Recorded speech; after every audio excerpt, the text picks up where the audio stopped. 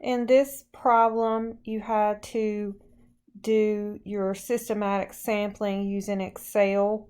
So for the first one, 350, which is capital N, divided by N your sample, 14, you've got every 25, every 25th number. So every 25th number there.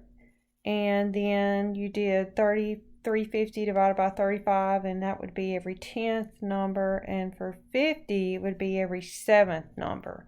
So what's happening here is your sample size is getting larger, and as your sample size is getting larger, it should be closer to the population mean, because your sample's getting bigger. It's more representative of the population. So what we can expect to see here is that as the sample size increases, the sampling error should get smaller. And you can see here that it did. So in general, increasing the sample size makes the magnitude of the sampling error smaller, which it did here, and the samples obtained follow this trend. But the next question said, what problems might be encountered with the sample obtained in Part C? So if you look at Part C, every 7 days, think about it, every 7 days, that's going to be a particular day of the week each week. So it could be Sunday, or maybe it's Monday, okay, or maybe it's Friday, but it would be every Friday or every Saturday or every Sunday, whichever the 7th day of the week is.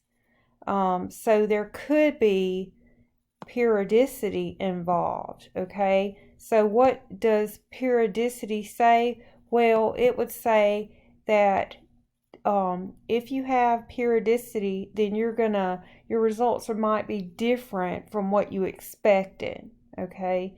Well, since it's every 7 days, we would think that there was periodicity. But since our results are what we thought it would be, as our sample size increased, our sampling error decreased, there is no proof of periodicity. So the presence of periodicity based on the every 7 days is obtained in Part C. It might lead to a sample mean that is smaller or larger than what we expected, but based on our answer in D, it did just what we thought it would, then it did not occur. So there would be the presence of periodicity, because we're saying every 7 days, but since our sampling error went down like we thought it would as we increased our sample size, then this did not occur. So we do have a presence of periodicity, but since our results showed what we expected, then it did exactly what we thought it would do. I hope that makes sense. I can understand why this could be a bit confusing. So just make sure in this problem you're looking back at Part C and thinking about what K would be. So K is every 7 days. Let me know if you have any other questions.